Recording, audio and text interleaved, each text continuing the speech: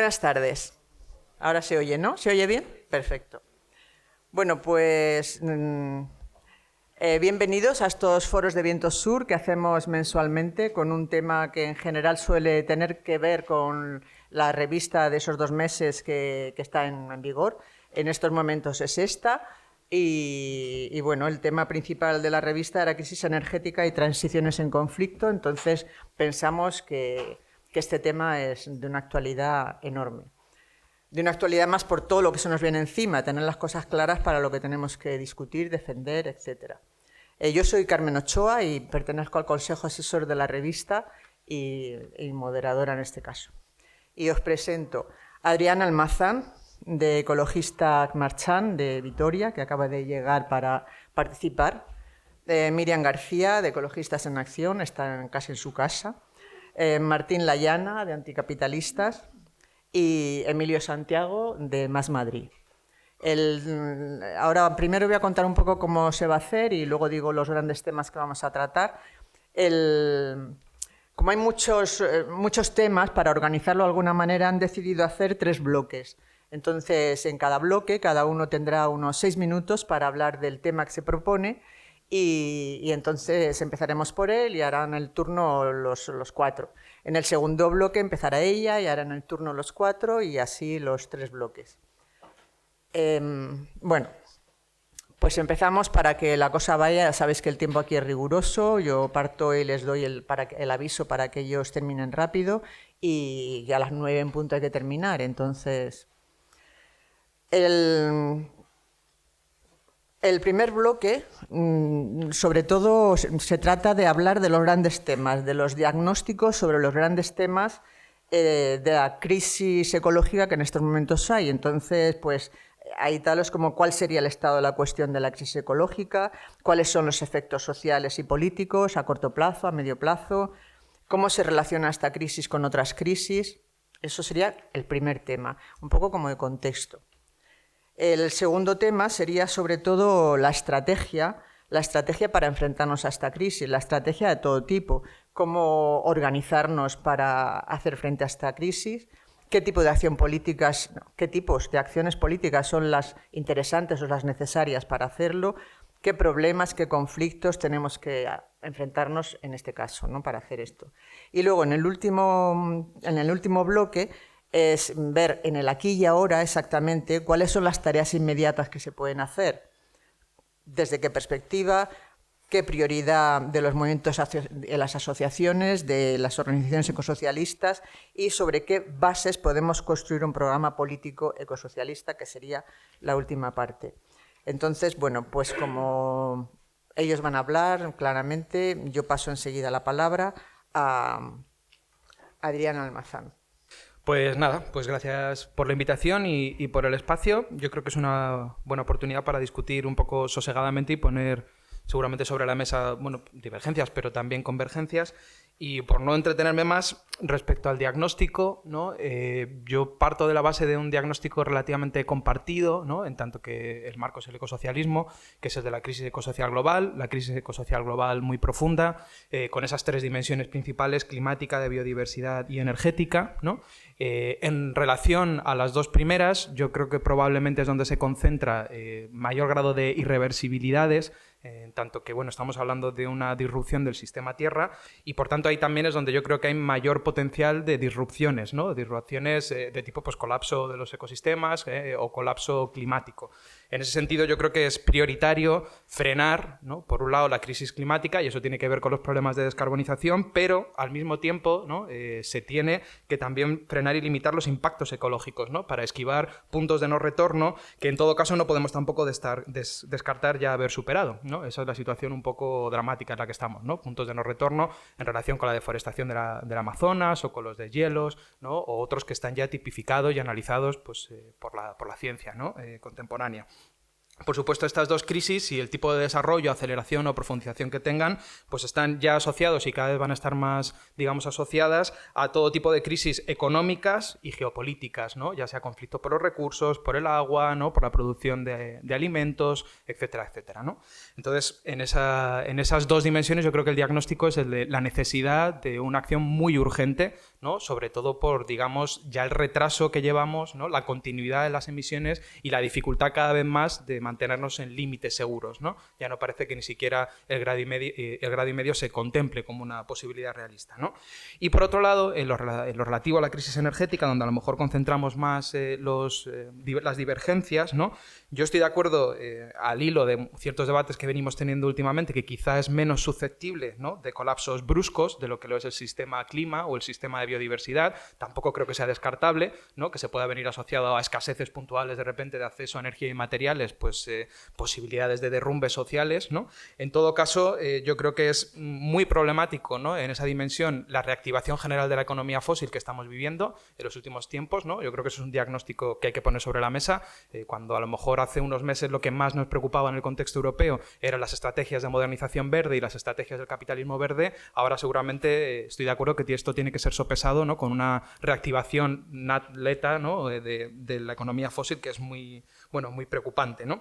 Y por otro lado, no deja también de ser preocupante, ¿no? Que en verdad las propuestas de transición energética que se están poniendo sobre la mesa o no contemplan la reducción del consumo, ¿no? Que debería ser el correlato de esa crisis energética, en tanto que viene precisamente de fenómenos de agotamiento, o si lo hacen lo ponen en un segundo plano, ¿no?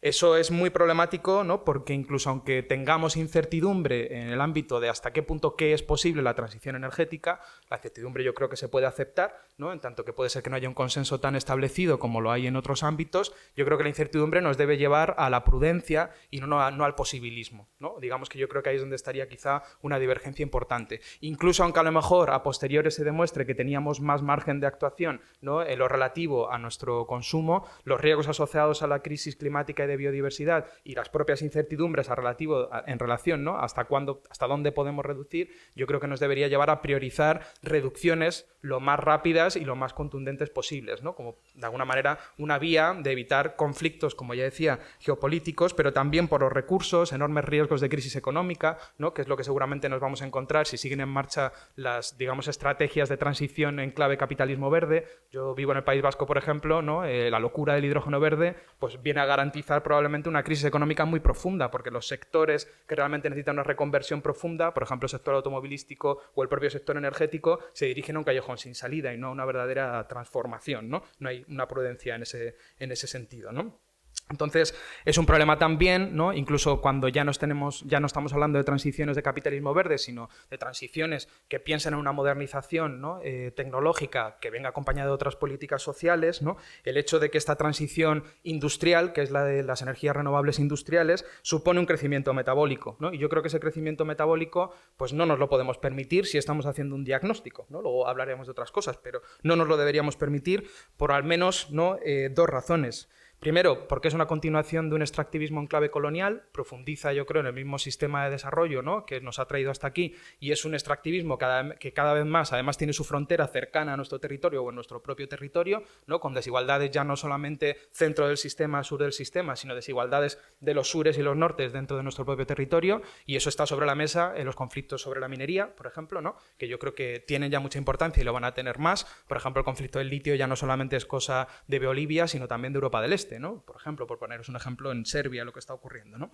Y luego, por otro lado, también, ¿no? Yo creo que es un problema por lo que tiene sobre, digamos, de riesgo de que ese extractivismo refuerce realmente esa dinámica, ¿no? Del cambio climático y, sobre todo, debilite la biodiversidad, ¿no? Que donde yo creo que esa expansión metabólica, ¿no? Supuestamente dirigida a sostener el consumo energético es más problemática, ¿no? Y hay estudios también bastante rotundos que intentan baremar hasta qué punto, ¿no? Los efectos positivos sobre la biodiversidad de una descarbonización se compensan o no si esa descarbonización tiene que venir de la mano de un auge del extractivismo que, por supuesto, es dañino para la biodiversidad, ¿no? Aparte de las afecciones a la biodiversidad específicas que vienen asociadas a las macroinstalaciones renovables, ¿no? Que también estamos ahora mismo pues viendo que son una de las estrategias preferenciales, ¿no?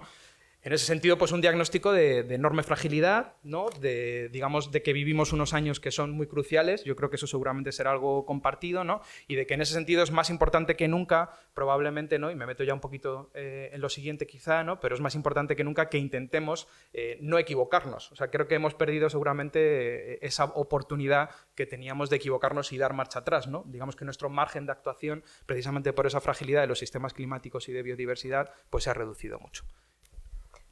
Bueno, buenas tardes y muchas gracias ante todo por la invitación. Yo antes de entrar en el análisis quería partir de una premisa, que además es un conocimiento, ¿no?, desde el feminismo, y es que nuestros análisis están condicionados siempre por una mirada parcial y situada, ¿no?, que está atravesada por nuestra condición. Pues en mi caso soy una mujer blanca, europea, hija de la clase obrera, entre otras muchas cosas, con lo que eso supone de ejes de privilegio y de opresión, y también desde el lugar en el que hablamos, ¿no? Y en mi caso pues yo hablo desde los movimientos sociales y de lo que he podido aprender colectivamente en esos espacios, y en concreto, bueno, pues en espacios ecologistas, como Ecologistas en Acción, obviamente, pero también en espacios feministas y también en el compartir durante mucho tiempo con organizaciones del sur global. Y creo que es importante reconocer esto y poner esto de manifiesto por dos razones. La primera es porque la intencionalidad política de nuestros análisis y de nuestras propuestas está atravesada por esa mirada concreta, ¿no?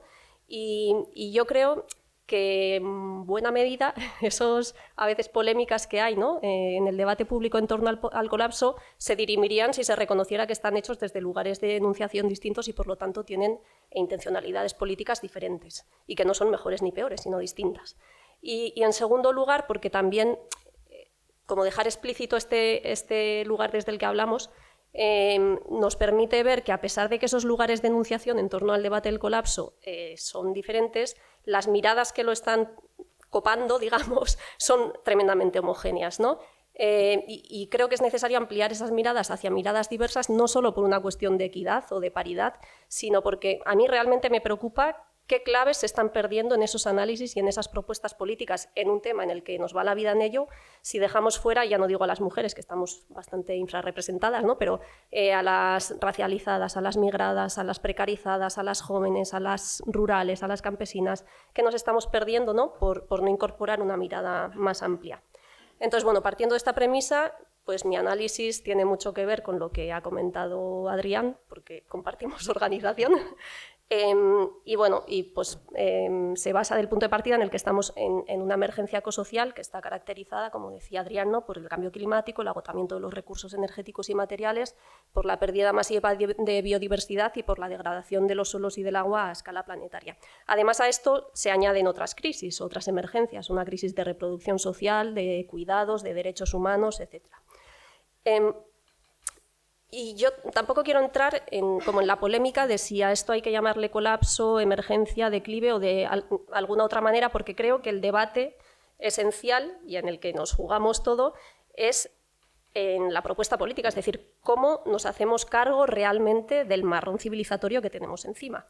Y el debate no es, o sea, la propuesta política no es el colapso, la propuesta política en este caso pues es el decrecimiento con criterios de justicia interseccional, que luego podemos avanzar sobre ello, ¿no? Pero bueno, que estamos en un momento en el que estamos viviendo en un clima completamente alterado, con unos ecosistemas degradados y con una cantidad de recursos y materiales decreciente, tampoco es algo que vayamos a decidir o no, sino es parte de este contexto, ¿no? Lo que sí es la propuesta política es el cómo se va a hacer, ¿no?, como esa reducción de la esfera material de la economía a nivel global. Y vemos cómo el sistema tiene como una respuesta dura, violenta, autoritaria, que tiene que ver con esos procesos de expulsión de cada vez más colectivos sociales a los márgenes del sistema, ¿no?, como se ven despojados de todo tipo de derechos, mientras el reverso de la cara de la moneda sigue siendo esos procesos de acumulación que están acaparados cada vez más por una minoría, ¿no?, que es una élite, pero que se siguen incrementando esas desigualdades de manera obscena, ¿no? Lo vemos también como esa respuesta dura y violenta a través del incremento de políticas de militarización, de políticas belicistas, de políticas de securitización, de las políticas de frontera, ¿no?, las necropolíticas, y lo vemos también esa respuesta violenta, ¿no?, como en todos los procesos de criminalización a todo lo que supone una disidencia a este sistema, ¿no?, y a todo lo que pone en jaque el status quo de un sistema que es patriarcal, o sea, que es capitalista, pero que también es heteropatriarcal y colonial, ¿no? Y por eso, bueno, pues la criminalización a todo el movimiento ecologista, a quienes defienden la tierra y el territorio, pero también al movimiento feminista, también a la comunidad LGBTI y también la criminalización creciente al movimiento antirracista y a la solidaridad internacionalista. Pero esa es un poco la respuesta dura y violenta, pero el sistema también tiene una respuesta más podemos decir, menos coercitiva y más persuasiva, ¿no? Más blanda, que se resume en no hace falta que os movilicéis porque este marrón lo vamos a solucionar con capitalismo verde y digital, ¿no? Que era un poco lo que comentaba Adrián. Y vemos, bueno, pues eso, cómo se implementan megaproyectos de energías renovables y megaproyectos mineros asociados a la extracción de estos materiales que se convierten en estratégicos en este contexto, como decía Adrián, en un modelo que sigue siendo tremendamente colonial porque sigue pues imponiéndose sobre todo en territorios del sur global, y aquí que quería hacer mención a que los megaproyectos de energías renovables tienen exactamente los mismos patrones de vulneración de derechos humanos y los mismos patrones también de reconfiguración de relaciones patriarcales en los territorios que los megaproyectos extractivos, y esto lo hemos estudiado en algunos informes. Y bueno, y vemos, como decía también Adrián, cómo esa frontera extractiva pues llega hasta nuestros territorios, ¿no? Pero en ningún momento, y aquí también coincido con Adrián, se está poniendo sobre la mesa el debate crucial, que es, en primer lugar, qué tipo de modelo económico o de modelo civilizatorio se puede sostener con una matriz energética 100% renovable, porque sabemos que es distinta a la que se puede sostener con una matriz energética basada en energías fósiles, es decir, qué sectores tienen que decrecer, es el primer debate fundamental que nos está llevando a cabo. ¿Cómo se va a gestionar, ¿no?, esa transición energética? Es decir, ¿van a ser las grandes corporaciones las que lideren esta supuesta transición? Pues dejarme poner en duda que eso sea algo deseable. Y bueno, y en última instancia, ¿energía para qué, no? Energía para responder a las necesidades de la vida o para responder a las necesidades de acumulación de capital.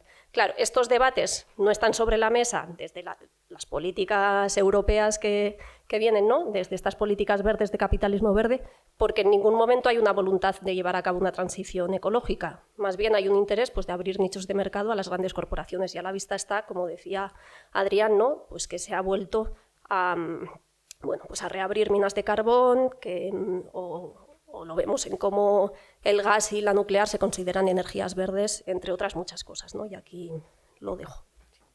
En cuanto a la parte de diagnóstico, yo quería apuntar 3 elementos que espero que complementen las intervenciones anteriores, que son los siguientes. En primer lugar, concebir someramente y de forma rápida a lo que nos enfrentamos como una sucesión de crisis múltiples y entrelazadas. Al mismo tiempo, un elemento que creo que es cada vez más actual y que es significativo, que es que la magnitud, la intensidad y la velocidad en la que se está mostrando actualmente la crisis ecológica está permitiendo una conciencia masiva del problema, que esto no es suficiente en absoluto para abordarlo, pero es una condición necesaria para cualquier salida mínimamente emancipatoria, de clase y revolucionaria. Y al mismo tiempo, la forma en la que se expresa la crisis ecológica en muchas ocasiones toma una apariencia no ambiental, no puramente ecológica, como podemos ver en fenómenos como la inflación, la deuda, el giro autoritario y muchos otros. Y por lo tanto, esto nos obliga a ser capaces de navegar esos conflictos sociales, acrecentándolos y dándole un sentido ecosocialista a las salidas de esas apariencias no ambientales de la crisis ecológica. El segundo elemento que creo que es relevante es entender la crisis ecológica como parte de la crisis de acumulación de capitalismo global y no como algo exterior o ajeno. En este sentido, la crisis prolongada de capital con una tasa de ganancia estancada desde hace décadas define el campo en el que nos movemos. Y esto tiene dos implicaciones y 2 fenómenos específicos. Por un lado, el capital tiende cada vez más hacia unas prácticas rentistas, de expolio y desposesión, debido a los escasos márgenes de beneficio que está obteniendo en las esferas productivas. Y ejemplos de esto lo encontramos día a día en ejes como la reproducción social y la sostenibilidad de la vida, en ejes como la vivienda, los suministros básicos y la alimentación, en las que en todos ellos estamos viendo cómo cada vez más se mueve hacia dinámicas de extracción del valor, hacia dinámicas de expolio, y los mercados financieros cada vez más delimitan el acceso a los recursos en este sentido. Y la segunda consecuencia de esta crisis prolongada de capital, que es donde se inscribe la crisis ecológica, es un fenómeno que muchas veces está ausente de estas discusiones y creo que es bastante relevante para pensar cuestiones de la capacidad que tiene el capitalismo verde de desarrollarse o no, y es que para relanzar un ciclo expansivo en el que se produzca un cambio sustancial del modelo productivo, y es la única solución que pueda haber a cuestiones como la crisis climática, esto solo ocurrirá ante la expectativa de beneficio por parte de capital. Y si estamos en una crisis prolongada con una tasa de ganancia estancada desde hace décadas, esto únicamente puede ocurrir ante un formidable incremento de la explotación de trabajo, una explotación, una expansión de los mercados hacia nuevas esferas de la vida y en último término solo puede darse con mayor explotación de las fuerzas de reproducción, con mayor expolio de recursos naturales y con un mayor aumento de las desigualdades. Por lo tanto, esas son las condiciones que necesita el capital para desarrollar esa nueva fase expansiva que sería la que haría posible un cambio de modelo productivo. Y el tercer elemento aquí es que nos enfrentamos a toda esta situación con toda su gravedad, como bien se ha comentado, partiendo de un escenario de debilidad social, política y organizativa a unos niveles históricos. La precarización de los tiempos de vida y el descontento social, en este sentido, vemos como actualmente, cuando se muestra y estalla, lo hace sin apenas unos cauces para lograr avances significativos. Y esto lo vemos como ocurre en muchos lugares, como toma formas de revueltas sociales con gran masividad, pero que luego apenas encuentran esos cauces organizativos, institucionales o políticos organizativos en los que sedimentar victorias. Y por lo tanto, en este sentido, lo que cerraría como este análisis de diagnóstico es que tenemos, hablando un poco en términos clásicos, tenemos la certeza de que el mazo de las condiciones objetivas para la revolución no va a parar de golpear cada vez más fuerte y con cada vez más frecuencia, y sin embargo la duda reside en si vamos a ser capaces de construir las experiencias organizativas que supongan una amenaza real al poder político de capital. Escuché a Martín hace como 2 meses decir algo así como que la primera fase del videojuego de la crisis ecológica la habíamos pasado, ¿no? Yo creo que es verdad. Es decir, que no hay que dedicar aquí casi nada de tiempo a explicar los datos fundamentales de la catástrofe en curso. Por tanto, me ahorro eso y voy a lanzar 2 o 3 pinceladas sobre cuestiones que quizás pues, puedan generar un poco más de polémica. Decía Martín que estamos en una situación de múltiples crisis encadenadas entre sí. Que hay un concepto que me gusta mucho de Adam Tooze, no sé si se pronuncia así, creo que sí. Él habla de policrisis y creo que la metodología con la que él emplea este concepto es interesante. Porque si bien nos plantea que hay una superposición de crisis distintas y que el efecto de retroalimentación entre ellas hace que sea mucho peor que una crisis individual en cada una de estas facetas, introduce como 2 aspectos interesantes. El primero es, hay que atender a las especificidades de cada crisis. No hay una lógica unitaria global que las una a todas. No hay una crisis de crisis, por utilizar una metáfora bíblica.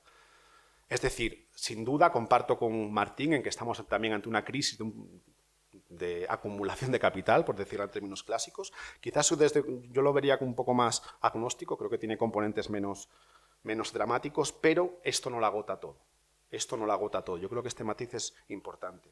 Y el segundo es que nos hace enfocar estas múltiples crisis desde una actitud con mucha cautela predictiva y con una posición antideterminista, porque la complejidad de estas mismas crisis hace que la apertura de posibilidades sea muy amplia, ¿no? Y aquí quería lanzar como la segunda idea. Creo que la situación en la que estamos puede evolucionar hacia escenarios muy distintos, algunos sin duda catastróficos, eso que a mi juicio de modo quizás no muy riguroso una parte del ecologismo llama colapso, sin duda eso es una posibilidad, pero también es posible derivas reaccionarias que logren estabilizar pues, esta especie de mutación o de trastorno material que estamos provocando y, por qué no, también derivas emancipatorias o transformadoras y dependerá pues, de cómo sepamos articular políticamente esta situación. Por incidir muy brevemente en la cuestión del colapso, yo creo que las próximas décadas, más que pensarlas en esos términos, que me parece que introducen una serie de elementos disruptivos que creo que son problemáticos, creo que va a ser más interesante pensar las próximas décadas simplemente como una agudización de lo que ya hemos conocido. Es decir, una concatenación de inestabilidades sistémicas, más o menos crónicas, con turbulencias, con shocks puntuales, que evidentemente tienen efecto contagio, pero que no provocan una especie de efecto en cascada o dominó capaz de impugnar la totalidad. Es decir, creo que la idea de crisis orgánica de Gramsci se nos va a volver crónica y esto hace que también pierda un poco esa tonalidad épica con la que a veces es formulada, ¿no? Y que adquiera todo pues, un tono un poco más prosaico de lo que a veces los análisis, digamos, más cercanos a la posición del colapso nos llevan a pensar. Antes decía que esta crisis no se puede reducir solo a una crisis de acumulación de capital, lo que no significa en ningún caso que el capitalismo no sea un elemento absolutamente fundamental para explicar esto. Ni la génesis de la crisis ecológica, ni su contextura, ni sus efectos sociales diferenciales se pueden explicar o separar de las dinámicas capitalistas. Pero también creo, insisto, que esto no lo agota todo y que a veces usamos el concepto capitalismo de un modo un poco grosero. Es decir, como decía Latour, un filósofo que se ha hecho muy célebre y que murió hace relativamente poco, quizás a veces totalizamos prematuramente. Creo que estamos en un momento en el que, para comprender realmente la complejidad de todo lo que está en juego, nos conviene hacer un poco más de trabajo empírico, no ahorrarnos esos procesos en base pues, a marcos teóricos más abstractos heredados de nuestras respectivas vacas sagradas. Por ejemplo, creo que tenemos un elemento sistemáticamente infravalorado en los análisis. O sea, todo el mundo aquí comparte que la acumulación de capital es un factor fundamental para explicar el desastre en el que estamos, pero creo que la contradicción existente entre un mundo políticamente dividido en estados soberanos y la gestión de un bien común, es decir, la primacía de la teoría realista de las relaciones internacionales, creo que esto no se puede reducir solo a un problema marxista clásico y que esto es un elemento fundamental para explicar el desastre en curso. Dos ideas más muy brevemente. Y retomo un poco algo que había comentado Martín antes. Decía Sean López que una de nuestras contradicciones es que tenemos el mayor desafío de la historia de la humanidad en el momento de mayor debilidad de la política transformadora de los últimos 200 años. Yo creo que esto hay que mirarlo de frente sin paños calientes. Y lo voy a decir de modo muy crudo, muy provocador, tengo 5 minutos, no me da para más. Nos han derrotado sin apenas consuelo. Y tenemos que partir de aquí. Pongo 2 hitos concretos. Uno tiene que ver con, entre comillas, fracaso civilizatorio del socialismo real, que evidentemente esta palabra fracaso es muy injusta, pero creo que aquí tenemos que sacar cuentas importantes tanto de la ruina mitológica del socialismo en los evangelios populares como de algunas ideas que seguramente ya no pasaron el banco de pruebas del siglo XX. Y en segundo lugar, el modo en que la hegemonía neoliberal se ha encarnado en una antropología. Y esto es fundamental para explicar algo, sin lo cual seguramente nada de lo que voy a decir después se entienda. Y es que yo soy muy escéptico, trágicamente escéptico, con el hecho de que podamos mantenernos en los códigos de la política de masas clásica. Creo que esa época histórica pasó, por desgracia. Pues sobre todo si entendemos una política de masas clásica en el sentido de organizaciones fuertes capaces de construir contrapoder popular. Por desgracia, creo que ese no es nuestro mundo. Y con esto cierro. Pasamos al segundo bloque. Y acordaos que era lo que van a definir los contornos de la estrategia política que se puede acercar para atacar esta crisis, ¿no? Me voy a tomar como 30 segundos de los 7 minutos, porque aprovechando esta metodología más en diálogo, también en el bloque anterior tenía pensado como derribar algunos mitos que sí que siento que hay en torno al debate público del colapso, y por lo menos desde donde hacemos el análisis del colapso en Ecologistas en Acción, quiero solo tres mitos que creo que es necesario derribar. El colapso tal y como lo diagnosticamos no es el apocalipsis zombie. Nosotras siempre decimos que los escenarios están abiertos y dependerá que sean mejores o peores pues de la capacidad de movilización social que tengamos. Entonces ahí coincido con Emilio en que los escenarios pueden ser peores, pero pueden ser también emancipadores, y por eso estamos movilizadas para que sea así. El colapso tampoco es el meteorito de la peli de Don't Look Up en el sentido de que no es un evento puntual y repentino, sino que es algo dilatado en el tiempo que puede tener avances y retrocesos, y el colapso no es catastrofismo, sino es pues un diagnóstico basado en los datos científicos de todos los informes y del consenso científico a nivel global, ¿no? Como dice Yayo Herrero, lo catastrófico es no hacer nada con esos datos. Solo quería tomarme ese minuto. Y ahora sí, ¿cuál es la propuesta política, ¿no?, para avanzar a esos escenarios emancipadores? Como decía antes, en este caso pasa por un decrecimiento con criterios de justicia interseccional, es decir, con 2 ideas básicas. La primera, que es necesario reintegrar las formas de vida dentro de los límites del planeta, y la segunda es que eso tiene que ir acompañado de una redistribución integral y radical, ¿no?, de la riqueza, de la renta, de los bienes comunes, pero también de los trabajos, de los tiempos, del poder, etc.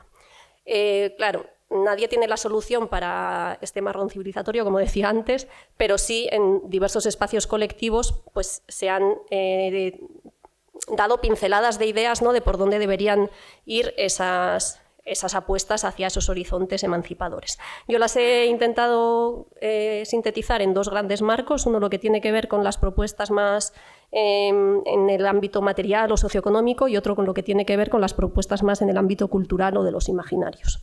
Entonces, bueno, en ese primer marco de lo material o de lo socioeconómico, la primera idea fundamental es que es necesario arraigar la economía a los territorios, es decir, transitar hacia una economía relocalizada, diversificada, lenta y acoplada a los ritmos de regeneración de los ecosistemas, y que eso nos lleva, en primer lugar, a la necesidad de reorganizar la estructura económica y laboral.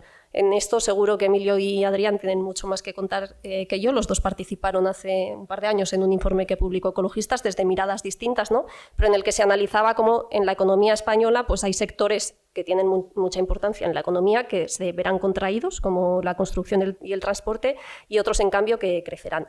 Claro, plantear el decrecimiento o el cierre gradual de ciertos sectores económicos es un melón muy grande, que desde luego tendrá que ir acompañado de mecanismos de compensación social muy fuertes y de redistribución de los trabajos, y también de un trabajo muy grande y muy articulado con organizaciones sindicales, ¿no? Ahí seguro que Adrián también puede contar mucho más que yo sobre eso, ¿no?, como sobre cómo se ha venido haciendo también un trabajo en alianza con sectores sindicales que están empezando a incorporar este marco de análisis de la emergencia ecosocial. Pero eso también nos lleva, ¿no?, a reflexionar sobre qué lugar ocupa el trabajo en nuestra sociedad, y aquí, bueno, pues la economía feminista también tiene mucho que aportar en eso, ¿no?, si trabajos para la reproducción de la vida o trabajos para la reproducción del capital.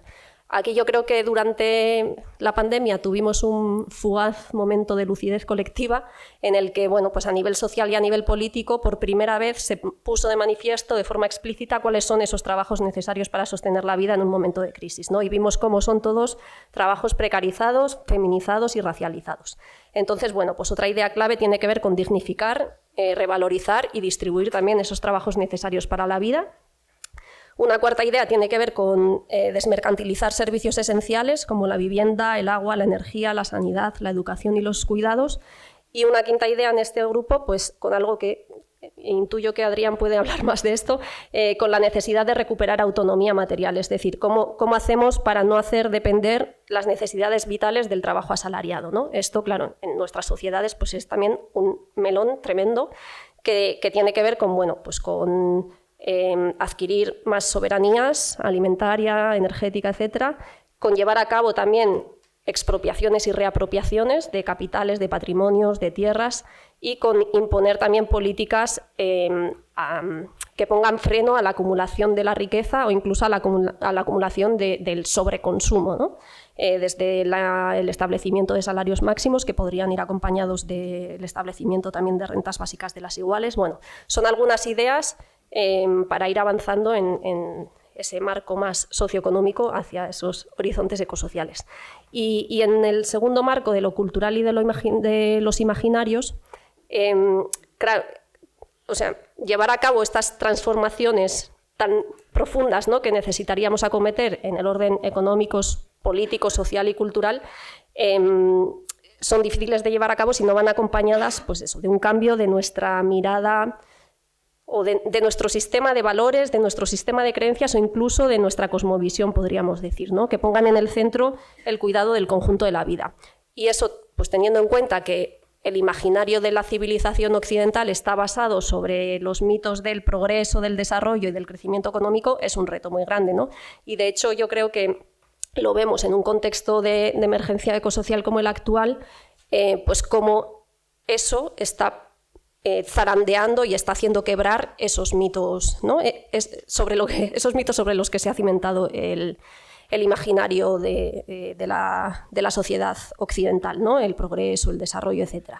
Y creo que esto tiene mucho que ver también en cómo las generaciones jóvenes están poniendo sobre la mesa la necesidad de la salud mental y de la ecoansiedad en este contexto, ¿no?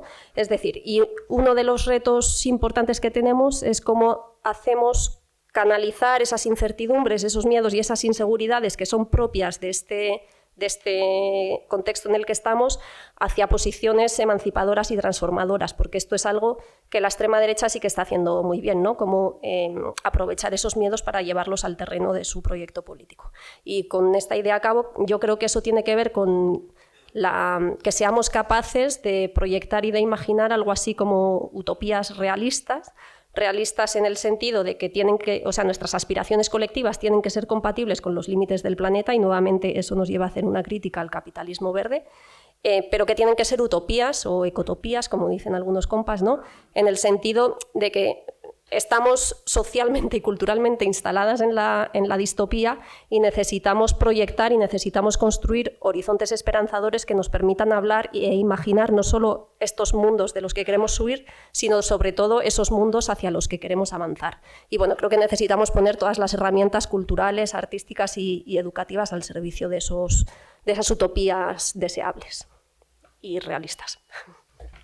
Bueno, aquí como en esta parte como de estrategia, creo que por nuestra parte compartimos como toda esa necesidad de los contornos de reorganización de la esfera productiva y reproductiva, los trabajos esenciales, desmercantilizar, expropiaciones, democracia económica, en un marco de reducción del uso de la energía y los recursos. Y a mí me gustaría entrar un poco en justamente como qué tipo de acción política necesitamos para enfrentarnos a esta crisis, a esos objetivos y cómo articularla. En ese sentido, creo que es importante tener en cuenta que para pararle los pies al capital, esto necesita volver a poner en el centro de la discusión estratégica la cuestión del poder político. Y aquí, bueno, de nuevo se trata de resolver el enigma que nos lleva acompañando 150 años a las revolucionarias, de cómo de la nada llegar a ser todo, cómo la clase trabajadora específicamente puede ser el sujeto que lleve a cabo una transformación radical que nos encamine hacia esa sociedad ecológicamente sostenible. Y aquí es importante, y creemos que es importante, evitar caer en dos tentaciones que son como dos lados del precipicio que han acompañado a la izquierda durante las últimas décadas. Ni caer en un fetichismo del Estado, ni caer en una ilusión de lo social. Y entro en cada una de ellas. En primer lugar, en no caer en el fetichismo del Estado, esta posición, de nuevo con trazos gordos, presenta al Estado capitalista como la herramienta con la que nos debemos comprometer para lograr transformar la sociedad. Y más allá de los debates teóricos e históricos al respecto, en este momento específico cabe preguntarse cuál es realmente el margen de maniobra realmente existente desde dicha gestión del Estado capitalista. Porque si a la crisis de acumulación que hemos mencionado antes le sumamos todos los procesos de internacionalización de capital que se han sucedido durante los últimos 40 años, nos encontramos con un Estado que se ve seriamente limitado a ejercer meramente unas funciones de gestor de capital. Y sin caer en determinismos, lo cual es un poco complicado con un trazo gordo, pero sin tampoco hacernos trampas, esto probablemente cuestiona la posibilidad de cualquier estrategia que fía a la transformación radical de la sociedad únicamente a un Estado fuerte que sea capaz de dominar al mercado y garantizar la redistribución de la riqueza, en términos generales. Y además, en esta cuestión hay algo específico de este momento histórico, porque quizá, y podemos teorizar sobre ello, hablar sobre ello, hubo momentos en el pasado en el que esta vía sí que podía dar resultados temporal y territorialmente acotados. Lo cual es importante, pero la vía socialdemócrata durante parte importante del siglo XX podía dar esos resultados, podía un Estado hasta cierto punto dominar al mercado. Pero sin embargo es posible que esto ya no sea así y que todo marco de redistribución exige un mayor o menor grado de ruptura. Y esto es algo que se puede ver en las experiencias recientes en diferentes lugares. Con la segunda tentación que mencionábamos, esa ilusión por lo social, también genera en descripción general, podemos decir que realiza una peligrosa separación entre lo social, que es el campo de los movimientos sociales, de los colectivos, de las asociaciones, y lo político, que es únicamente el campo de los partidos, lo electoral y lo institucional. Y en este sentido, la ilusión por lo social, en muchas ocasiones, se expresa con una radicalidad estética que rechaza preocuparse por la cuestión del poder político. Y en muchas ocasiones esto lo que hace justamente es reforzar el otro riesgo, la otra tendencia de fetichismo del Estado. Pues de alguna forma son un poco dos caras de la misma moneda que se alimentan mutuamente. Y más concretamente, en el pasado y en el presente reciente, y además en este estado, podemos ver cómo algunos de los espacios que asumen esta hipótesis de ilusión de lo social se formulan y trabajan un poco con una hipótesis política que se podría definir como algo así como gobierno amigo más movimiento en las calles. De alguna forma, es eso como un poco la hipótesis que se podría decir que se trabaja. Y sin entrar en la escasa eficacia que está demostrando eso hasta el momento, lo que hace esto es caer en una lógica de lobismo hacia la institución, de intentar presionar ciertas demandas en la institución, que el peligro es que desactiva las dinámicas de autoorganización que podrían ser embrión de las experiencias de poder popular que necesitamos para enfrentar a toda esta estrategia.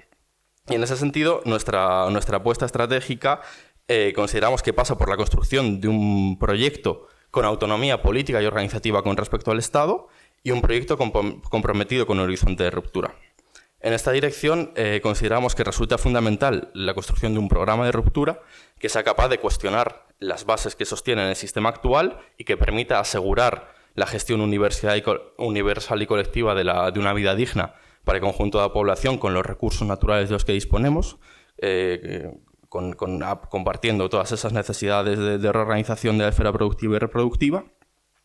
Y esta hipótesis, esta apuesta, no asume una división artificial entre los clásicos marcos de reforma y revolución, ni una negación a relacionarse con el Estado, si es que aquello fuera posible, sino que lo que hace es situar la centralidad del trabajo político en garantizar experiencias de autoorganización de la clase trabajadora. Justamente, dado que el Estado capitalista actual es incapaz de ir en contra de la acumulación de capital, nuestra relación con él en ningún caso puede implicar una debilitación de la organización popular.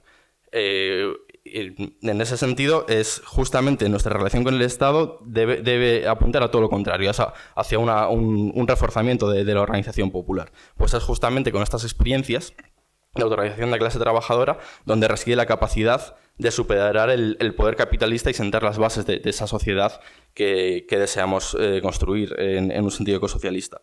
Y esto, que puede sonar abstracto, se concreta en la práctica con una búsqueda permanente de las demandas transitorias que sean capaces de agrupar la mayor fuerza social, política y organizativa en torno a ellas, de alimentar aquellos conflictos que sean capaces de reconstruir esos imaginarios, como bien decía Miriam, de un futuro radicalmente diferente. Y finalmente, de aprovechar todas aquellas grietas por las que el horizonte ecosocialista se muestra para un conjunto muy amplio de las clases populares como la solución ampliamente comprendida, compartida y defendida por las clases populares.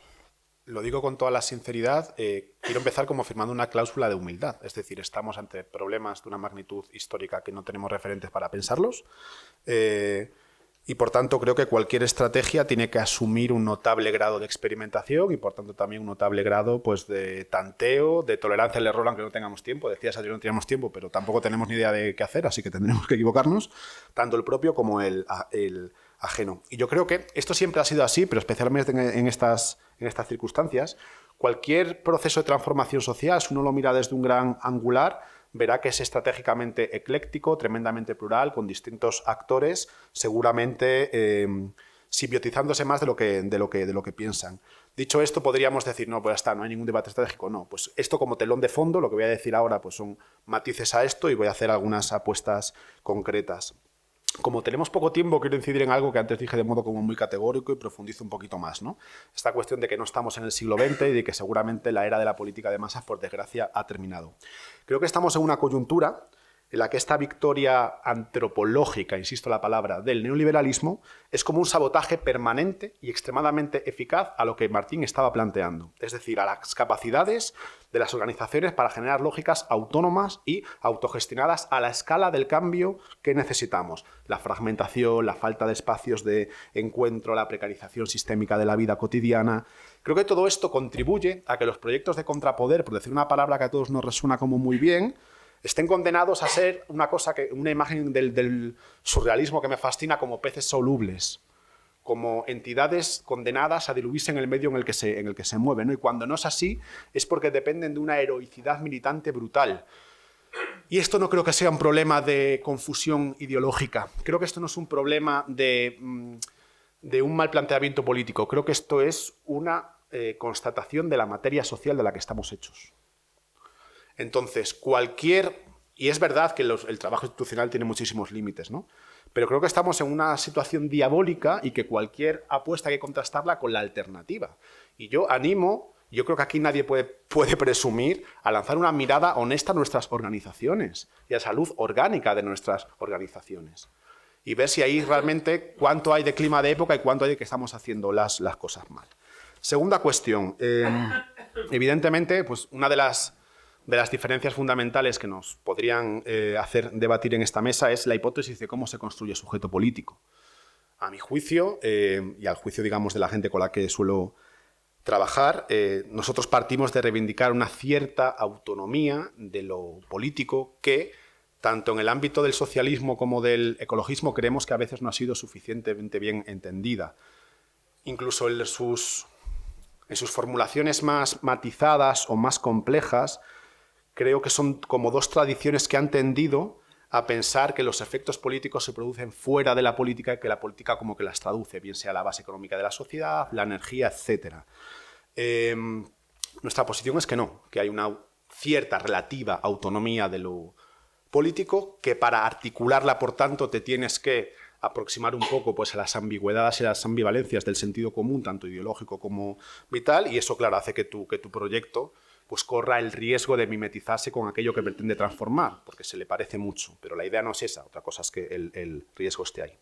Y por concretar, digamos un poco más allá de estas dos cuestiones como más generales, yo resumía mi posición estática general hace unos meses con un artículo con un título así medio majo, que decía tanto de crecimiento como sea posible, tanto Green New Deal como sea necesario. Vamos a obviar aquí, digamos que yo creo que ese es un debate un poco falaz de crecimiento Green New Deal, pero en tanto que los dos significantes responden en términos como muy generales, algo así como a disposiciones revolucionarias y reformistas en el debate ecosocial, pues vamos a asumirlo, ¿no? O sea, yo creo que del lado decrecentista-movimentista tienen una tarea imprescindible, tienen que ser los rompehielos ideológicos del sentido común, y esto enfocado a muchísimas cosas.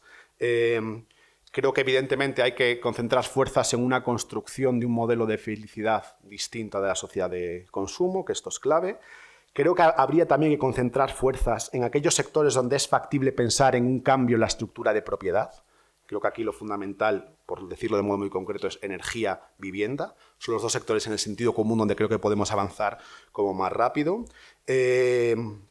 Y, por supuesto, digamos que bueno, pues hay otros muchos aspectos, ¿no? En cuanto a la metodología de los movimientos, voy a decir algo un poco provocador, pero creo que es importante que sean más populares que revolucionarios, y me explico. En una situación de desarticulación de las comunidades tan brutal, creo que es importante espacios de articulación comunitaria con perfil ideológico bajo que permitan hacer algo que es una premisa básica, que es hacer comunidad. Y es un trabajo que a veces no introducimos en nuestras tareas. Y luego, pues por el lado más institucional, de modo como muy rápido, utilizando algo parecido a Green New Deal, lo entra aquí en el término, algo parecido, es decir, una línea de trabajo institucional más o menos en esa línea. 4 tareas rápidas. Asegurar la descarbonización frente a la reacción fósil. Esta tarea no está asegurada todavía. Segundo, acelerar la descarbonización en tiempo y en ambición. Tercera, hacerla coincidir con una salida progresista a la crisis histórica de agotamiento del modelo neoliberal. Y cuarta, darle tonalidades experimentales poscrecentistas y, por tanto, discretamente, pero espero que efectivamente poscapitalistas. Y, por último, todo esto se tiene que dar, sin duda, en una dialéctica entre momentos cálidos y momentos fríos. Esos momentos cálidos que Martín llamaba de algún modo ruptura. que no los niego, pero yo te lo planteé como una pregunta y con esto cierro.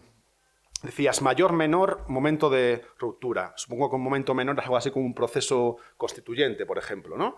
Mayor es una toma del poder, que necesariamente tiene que pasar por una cuestión que no podemos esquivar, que es necesariamente militar. Que creo que aquí, efectivamente, esta idea de que ya no estamos en el siglo XX pesa especialmente, ¿no? Y lo dejo ahí. Punto de partida era, a ver, siempre que se hace una división es un poco complicado, ¿no? Y quizá, como a mí me ha tocado de estar aquí de ecosocialista libertario, ¿no? Pues entre la estrategia y las tareas inmediatas, ¿no? La coherencia medios-fines me dificulta un poco, de alguna manera, señalar ambos, ¿no? O sea, que va a haber cierta concomitancia, digamos, entre una cosa y otra, ¿no? De todas maneras, comparto muchas de las cosas que se han dicho, tanto, digamos, el horizonte inicialmente, como ese doble diagnóstico, ¿no? De la ilusión de lo social y el fetichismo de la política, como también ese diagnóstico compartido de un punto de partida desalentador, ¿no? Decía yo en un libro que ahora va a salir dentro de poco, ¿no? En un epílogo. El punto de partida desalentador está ahí, ¿no?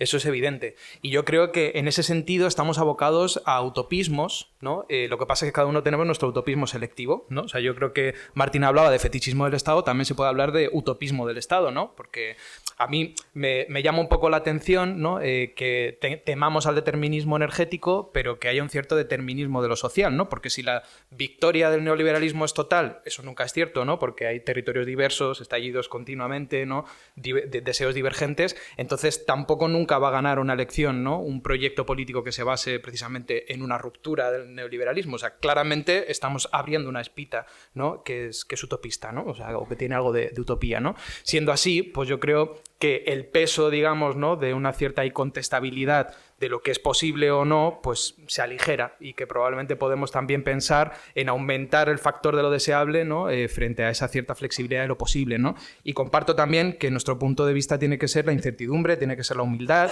Yo creo que tenemos que prescindir de toda matemática política, no estamos en el siglo XX, tenemos que abandonar los puntos de vista del siglo XX, ¿no?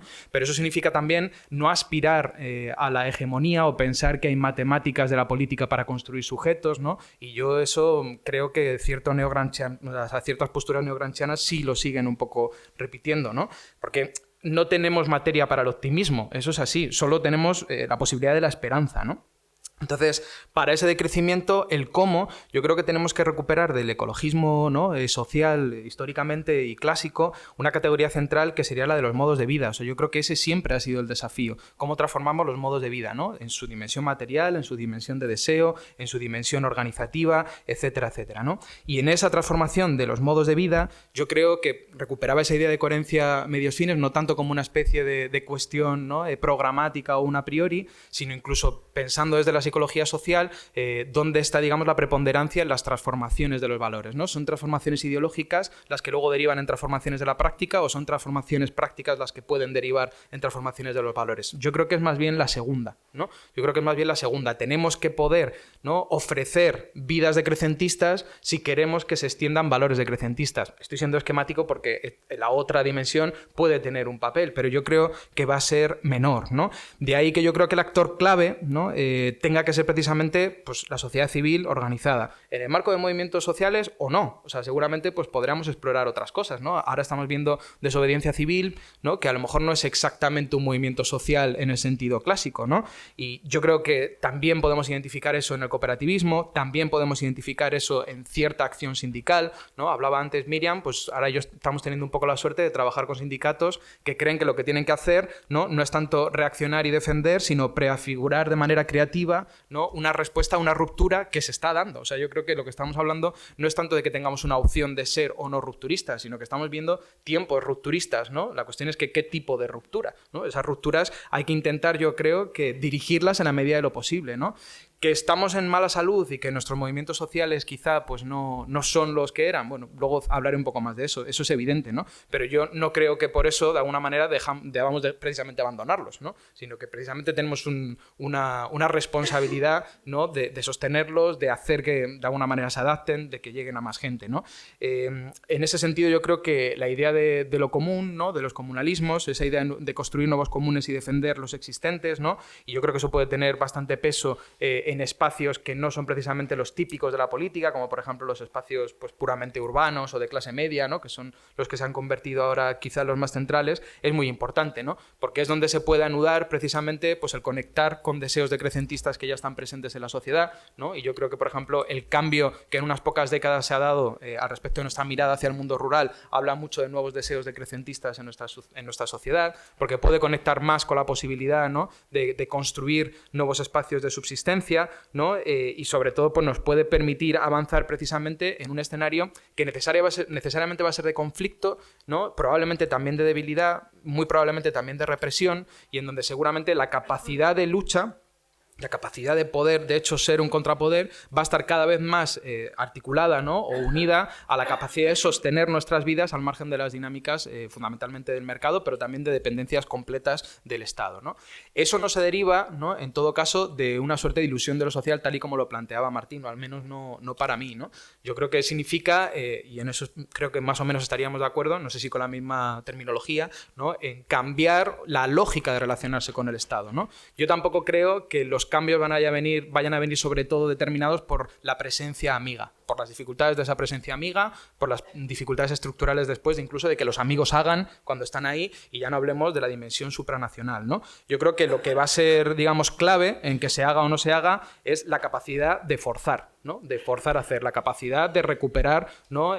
Pues espacios que ahora mismo están precisamente en manos del Estado y del mercado, la capacidad de reapropiarse de recursos, ¿no? Incluso la capacidad de fijar o forzar en la ley, ¿no? Pues algunas conquistas de esos movimientos o de esas luchas sociales, ¿no? Y en eso no creo que sea determinante la presencia de los amigos, ¿no? Creo que el factor, y por eso digo que creo que es el agente clave, ¿no? El factor principal de que eso se pueda hacer es precisamente la existencia, ¿no? De organización social o de contrapoder, ¿no? Renunciar al contrapoder es una opción estratégica, ¿no? O sea, decir, bueno, pues estamos más allá de lo que se puede hacer. Yo creo que si tomamos, digamos, esa opción estratégica de directamente renunciar a él, probablemente va a ser muy difícil, ¿no? Que lo que consigamos hacer sea suficiente y además deseable, ¿no? O sea, no solamente suficiente, sino mínimamente deseable, y que podamos de alguna manera seguir entroncándonos en algo así, ¿no? Como el proyecto de construir una sociedad, ¿no? Pues emancipada o una sociedad distinta, si queréis, deflacionando un poco el término, ¿no? Bueno, luego continúo quizá con lo de las tareas inmediatas conectando, porque no sé el tiempo, no lo he mirado. Pasamos ahora ya al último bloque. Acordaos que era aterrizar en el aquí y ahora, que es lo que se puede hacer, desde qué perspectiva. Bueno, pues efectivamente se han ido apuntando ya algunas cuestiones y bueno, se pueden profundizar como algunos de los elementos que han salido. En esta cuestión como de cuáles son las tareas que debe asumir como la organización ecosocialista actualmente, creemos que aquí como no caben atajos intelectuales ni políticos.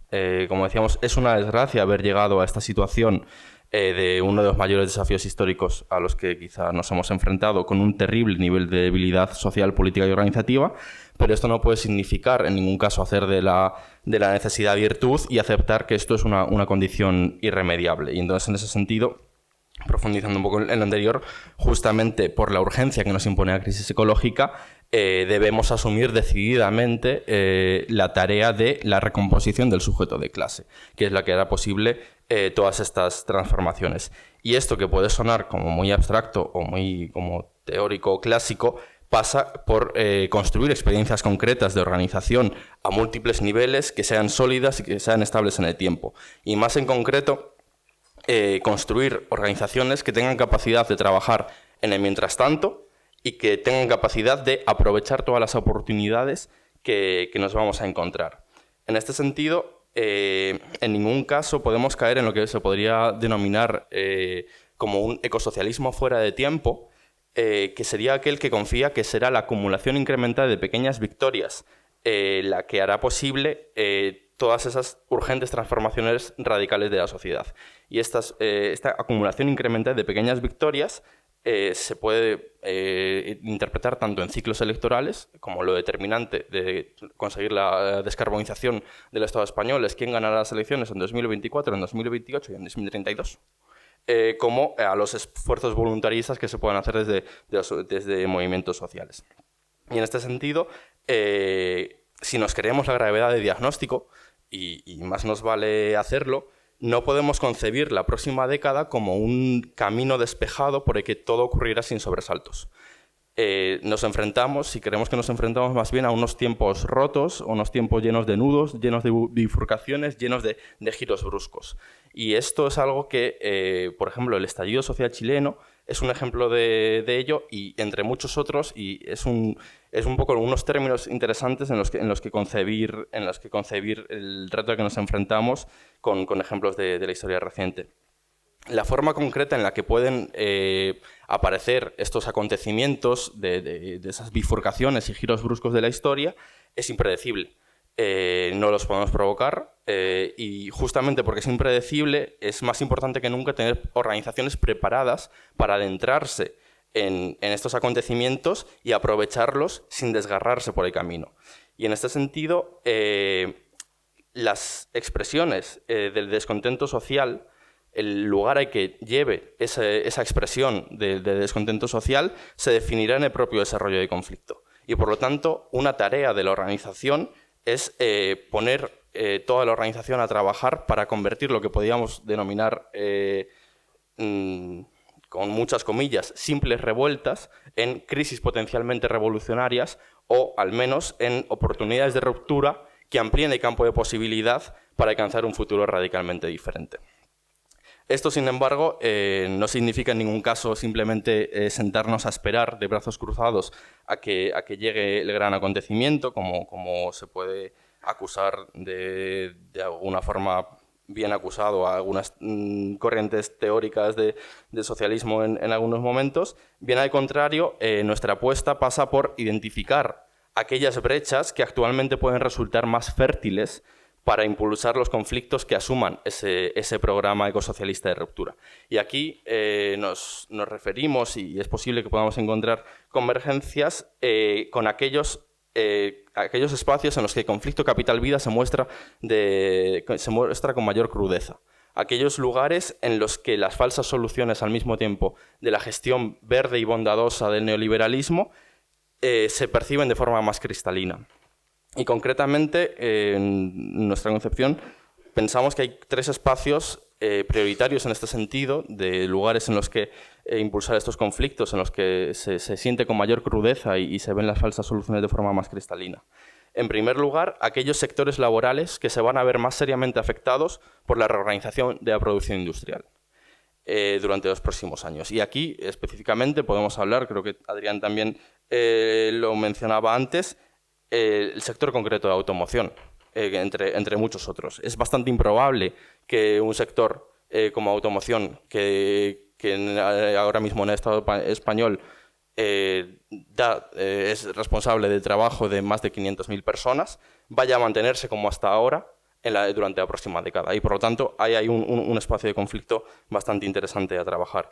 Al mismo tiempo, en segundo lugar, aquellos conflictos relacionados con las condiciones que hacen posible la reproducción social de la vida, y aquí incluimos tanto cuestiones de suministros básicos, de alimentación, de vivienda, de servicios públicos, pero también los cuerpos de las fuerzas de reproducción que con su trabajo hacen posible ese sostenimiento de la vida. Por lo tanto, hablamos de los conflictos que se dan en un marco de inflación, de endeudamiento, pero también de todas aquellas zonas de explotación como puede ser el trabajo doméstico. Y por último, en tercer lugar, de estos 3 espacios prioritarios de intervención, todas aquellas brechas derivadas de las dinámicas de desposesión territorial y de mercantilización de los recursos naturales. Son todos aquellos lugares en los que se están llevando a cabo las nuevas olas extractivas a múltiples niveles, la proliferación de zonas de sacrificio a nivel global o la mercantilización al acceso de recursos naturales y de recursos comunes para el conjunto de la población. Entonces, es justamente con estos, conjugando una organización que sea capaz de ampliar estas brechas de conflicto y estando preparadas para lo impredecible, donde consideramos que deben centrarse las tareas de una organización ecosocialista en este momento. Tenía como varias cosas apuntadas, creo que hay una que puede ser bastante polémica, la digo así como al principio y ya me la quito de encima. Decía Martín que bueno, ¿no? Es esa reflexión de quién gana las elecciones en el 2024. Yo creo que en los últimos 6 años, aunque hemos sido muy lentos, con muchísimas contradicciones, con enormes cagadas, la última, esa rebaja de criterios ambientales en las instalaciones macro de las infraestructuras renovables, es honesto reconocer que alguien como Teresa Rivera en algunas cosas ha sido hasta mejor de lo esperado. En algunas cosas, ¿no? Salida del Tratado de la Carta de la Energía, las disputas en Europa sobre los mercados marginalistas. Entonces, quizás no nos compete a nosotros esencialmente, estamos a otra en la distribución de las tareas transformadoras, pero tampoco creo que sea honesto desentendernos totalmente de cuál va a ser el próximo gobierno en nuestro país dentro de un año. Y creo que no nos podemos permitir una década perdida. Es decir, mientras la derecha o una parte de la derecha de este país sea negacionista climática, hay que asumir que de algún modo, más o menos, y seguramente no es nuestra tarea central, pero tampoco nos es ajena, la política pasa por evitar un retroceso. No es que me guste especialmente, pero creo que es honesto admitir que es así, cada uno verá cómo contribuye a ello. Más allá de esto, bueno, tenía como 2 o 3 ideas sueltas. Creo que... A ver, vamos a empezar por aquí. Hay una frase de Tronti que a mí me obsesiona cuando dice: el comunismo supo ser partido, pero no supo ser Estado. Vale. No sé cómo decirlo, pero creo que necesitamos ejercitar, por hacer como un juego de palabras con una expresión de los años 30, cierta gimnasia burocrática. Y me explico. Hablaba Martín del caso de Chile. Yo he estado haciendo trabajo de campo allí hace relativamente poco, hablando con compañeros de las fuerzas políticas chilenas, y era dramático cómo te contaban en el proceso constitucional le faltaban cuadros. Entonces, digamos, te contaban con vergüenza que algunas de los elementos más progresistas de la Constitución los sacaban porque los socialistas les echaban un cable. Entonces, ¿quieres prepararte la ruptura? Prepárate 10 o 20 constitucionalistas. Salvo que pienses que va a ser una cuestión militar, entonces prepara un ejército. Pero eso, pues, quien lo plantee, ¿no? Lo digo de modo como un poco provocador, pero para enfocar muchas de las tareas que yo creo que en nuestros ejercicios entrañables de voluntarismo político desde nuestras pequeñas organizaciones quizás deberíamos incluir. Creo que también necesitamos, esto lo decía como al principio, ¿no? Dotarnos de diagnósticos con la resolución un poco más alta. Es decir, en el cual nos demos tiempo a estudiar empíricamente qué está pasando y no totalicemos prematuramente con esquemas ideológicos previos. Lo digo porque creo que igual sospecho que estamos conociendo victorias que ni siquiera sabemos reconocer y, por tanto, que ni siquiera sabemos defender, porque las cosas se están dando de modo más complejo y seguramente fuera de los marcos mitológicos en los que nos hemos criado. Digo esto pensando, por ejemplo, en ¿qué está pasando con el neoliberalismo en Europa hoy? Hay un discurso que te dirá que es absolutamente falso. El Estado vuelve. Es mentira, el Estado no se fue nunca.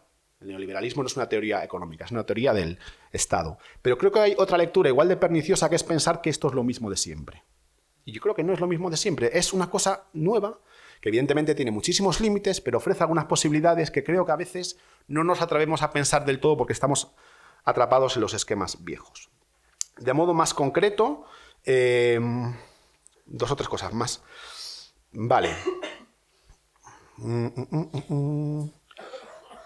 Se ha comentado antes la cuestión del colapsismo. Ha habido como mucho debate sobre esto en los últimos meses, seguramente amplificado por las redes de un modo no demasiado sano. Yo creo que aquí, simplemente por mencionar algo, creo que al ecologismo le conviene balancear el imaginario colapsista. Ni siquiera digo que lo abandone, balancearlo, pero curiosamente no por lo que se suele decir, no porque el colapsismo te conduzca a dificultades a la hora de articular política de mayorías, porque si le amargas la vida a la gente, pues no se moviliza. O sea, hay un elemento evidentemente que tiene que ver con la esperanza y la movilización, pero creo que es más importante el elemento de análisis y de diagnóstico. Es decir, creo que lo que viene si lo hacemos mal se va a parecer mucho más a una enfermedad degenerativa, lenta, larga, que a un infarto. Y la cura también se va a parecer mucho más pues a un lento proceso de rehabilitación que una sanación milagrosa. Y ambas cosas, digamos, creo que, bueno, una cosa u otra generan disposiciones políticas distintas. Creo que es fundamental que sepamos capaz de ganar, aunque sean cosas pequeñas y concretas, porque las victorias generan bucles de retroalimentación positiva de victorias, y en ese sentido simplemente los enuncio y ya está, como ámbitos de conflicto en el que de modo muy diverso se puede trabajar, y esto puede ser desde la conflictividad directa a la generación de discurso público, a la elaboración de políticas públicas. 8 o 9 cosas. La cuestión de las eléctricas, o sea, cosas que creo que además están maduras en el sentido común, unas más que otras, como para poder, digamos, construir alianzas amplias y enfocar trabajo hacia allí.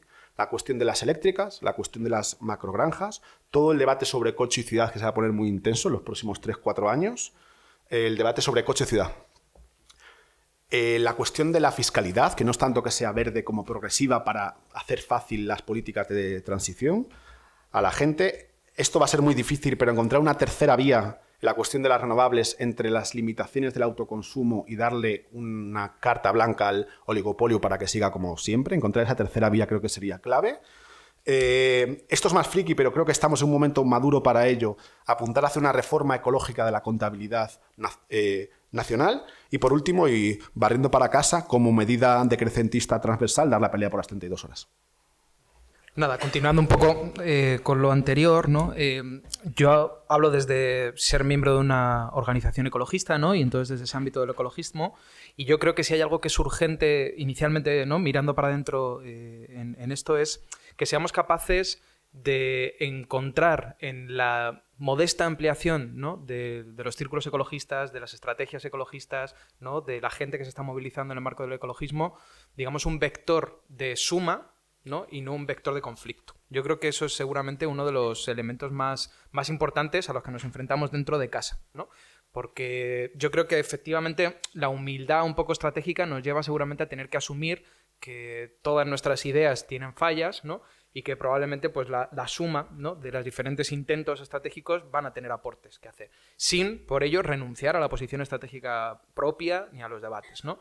Y como ya hemos hablado también un poco personalmente y en otros espacios, yo creo que la noción de colapsismo no ayuda a eso. O sea, yo creo que no es la vía seguramente de sumar, ¿no? O de tener una cooperación pacífica. Que no la crítica, digamos así, la noción de colapso, ¿no? Puede ser o no pues epistémicamente correcta, ¿no? Y yo creo que, vamos, es que esa fórmula de la enfermedad degenerativa, yo mismo la he usado, por ejemplo, también en este libro reciente, ¿no? Lo que pasa es que, digamos que la mínima diferencia es que nadie nos asegura que de la enfermedad degenerativa no pasemos a un shock en algún momento. Es el único matiz que yo le haría, ¿no?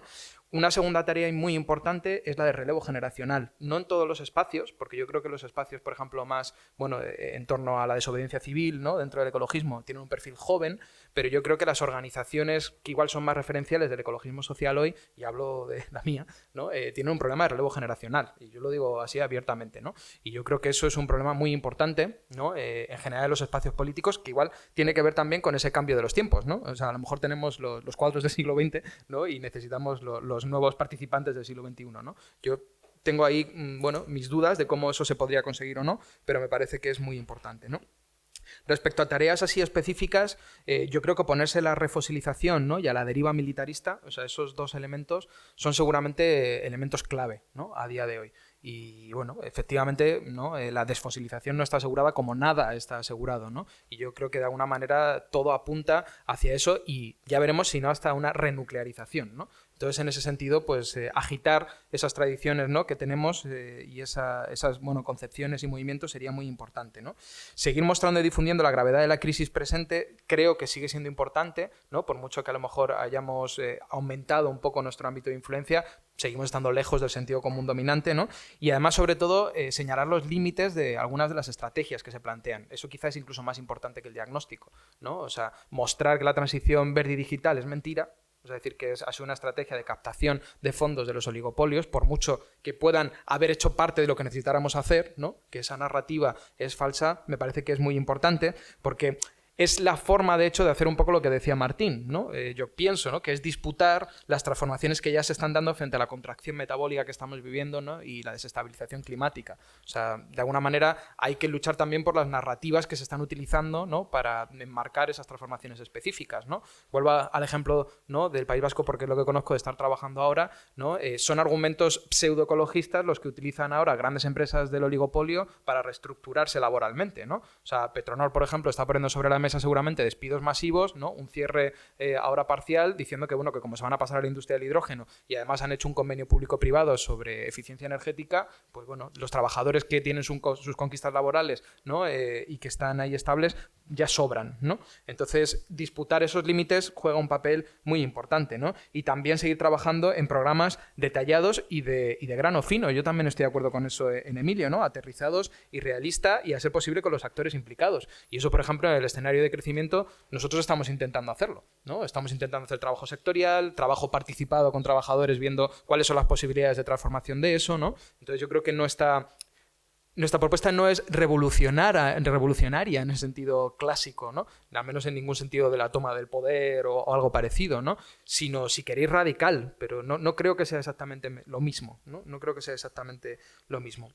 Yo creo que también es urgente, tarea inmediata, trabajar en la disputa, ¿no? Si queréis, cultural o imaginaria, por conseguir un nuevo sentido común ecologista que sea transversal, y eso yo creo que no lo puede hacer el ecologismo solo, y ahí es donde yo creo que es más importante la alianza con todo el resto de movimientos sociales y sensibilidades, ¿no? En la línea que lo planteaba Miriam, ¿no? Y yo creo que eso es efectivo, ¿no? Por ejemplo, pues cuando podemos hablar de pobreza energética, ¿no? Y ponernos en contacto, ¿no? Con los movimientos que estaban trabajando precisamente sobre cuestiones de pobreza, podemos hablar de colonialismo energético, ¿no? Y entrar en contacto con los movimientos antirracistas y al respecto de las migraciones. Bueno, yo creo que son campañas concretas que funcionan, ¿no? Nosotros ahora hemos puesto en marcha en una digamos, coordinación ecologista, una campaña contra el oligopolio eléctrico, ¿no? Teniéndolo como objetivo, en coordinación con movimientos contra la pobreza, digamos, o contra la exclusión social, ¿no? Y dirigida al conjunto de la población, ¿no? Con buzoneo y mostrando un poco, por ejemplo, pues los beneficios obscenos que ha habido este año, ¿no? Mientras que a la par pues aumenta la pobreza energética. Bueno, yo creo que ejemplos de ese tipo son importantes, ¿no? Seguir politizando y dando coherencia a esos nuevos deseos decrecentistas que van apareciendo también me parece una tarea crucial, ¿no? Porque si no, pues son fácilmente se pueden convertir fácilmente pues en nuevos nichos de consumo, ¿no? En espacios elitistas, ¿no? Entonces yo creo que mostrar cómo de alguna manera eso, bueno, tiene algo de cierta diagnóstico de época correcto y además el potencial de convertirse, ¿no? en otros modos de vida distintos es algo que es importante, ¿no? Y yo centraría, digamos, quizá lo que creo que es más importante en una cuestión doble, ¿no? Una lista de incidencias y de trabajo que compartiría prácticamente con Emilio íntegramente, con cierta matiz en el tema de lo de las renovables, ¿no? Porque coincide con gran parte de las campañas que tenemos en Ecologistas en Acción, ¿no? Las cuestiones de la eléctrica, las macrogranjas, la cuestión del coche, ¿no? La fiscalía progresiva quizá no tenemos una campaña tan explícita, pero bueno, es una cosa que nos interesa, ¿no? La propia cuestión del Tratado de la Carta de la Energía. Entonces, esas, digamos, labores de incidencia, ¿no? De forzar a hacer en esa dimensión me parecen clave, pero insuficientes si no se complementan, y eso creo que es un debate también incluso al interior de nuestra propia organización, con el apoyo y el trabajo por la subsistencia y el escalado, ¿no? de esas, bueno, alternativas que están dando lugar al sustento de nuevos modos de vida, ¿no? Eso lo hemos intentado plantear en un informe que publicamos que se llama Alternativas ecosociales frente al colapso, donde hemos señalado, por ejemplo, a cooperativas de cuidados, a cooperativas de vivienda en derecho de uso, ¿no? A dinámicas, por ejemplo, con base municipalista en clave agroecológica, ¿no? A comunidades energéticas, bueno, un montón de elementos que surgen, que están en disputa, que no tienen, digamos, a priori, ¿no? que venir asignados necesariamente a un marco político, a un proyecto político o a otro, y que sí que creemos que tienen potencial de escalado, ¿no? Que tienen potencial de escalado, por ejemplo, bueno, como estamos viendo en el movimiento agroecológico, ¿no? Que hemos pasado de la pura autoproducción, ¿no? A las cooperativas organizadas de productor-consumidora, ¿no? A ya, digamos, hasta pensar incluso en logística agroecológica, ¿no? O en acceso más amplio. Por supuesto, es un escalado insuficiente, no lo vamos a negar, ¿no? Pero bueno, es un escalado que es posible, ¿no? Entra dentro de lo posible y, por tanto, pues no es irreal, ¿no? Entonces, poner energía ahí, poner recursos ahí, ¿no? Conseguir que recursos vayan ahí, ¿no? Tener esa capacidad, pues probablemente sea clave, porque insisto en la idea de antes, ¿no? Yo creo que no tenemos alternativa con mayúscula, no tenemos estrategia, ¿no? Única, sino que estamos un poco condenados a la guerra de guerrillas en todos los espacios, ¿no? En una situación muy conflictiva. Entonces, ahí en ese sentido el contrapoder no tiene, digamos, esa dimensión de la búsqueda del clímax. El contrapoder no, digamos que en este sentido no el presente puede aspirar, yo creo, ¿no? En una especie de estrategia molecular que al final capture a toda la sociedad. Seguramente siempre va a haber, ¿no? Divergencia y siempre va a haber conflicto, ¿no? Pero sí que de alguna manera articular posiciones donde ese conflicto se pueda dar, ¿no? Y en donde la práctica dé lugar a nuevos valores, pues implica precisamente adquirir la mayor escala posible, ¿no? Y para adquirir esa mayor escala posible, pues hacen falta tiempo, trabajo, organizaciones y recursos. Bueno, pues yo muchas de las cosas que tenía así apuntadas han salido ya en la mesa, pero bueno, por dar como alguna visión también complementaria que creo que no ha salido, bueno, había así como organizado las ideas sobre las líneas de acción prioritarias como en tres claves, ¿no? La primera, fortalecer los movimientos. Claro, yo hablando desde esta mirada situada desde los movimientos sociales y la organización social. Una segunda línea de acción que tiene que ver con fortalecer las resistencias y una tercera con fortalecer las alternativas. Y luego quiero terminar un poquito como retomando el tema de los sujetos políticos que había salido en el bloque anterior. Bueno, lo que tiene que ver eso con líneas de acción prioritarias para fortalecer los movimientos, pues como ya se ha comentado, ¿no? Bueno, la articulación con alianzas amplias, diversas, es clave, tanto a nivel multisectorial como territorial.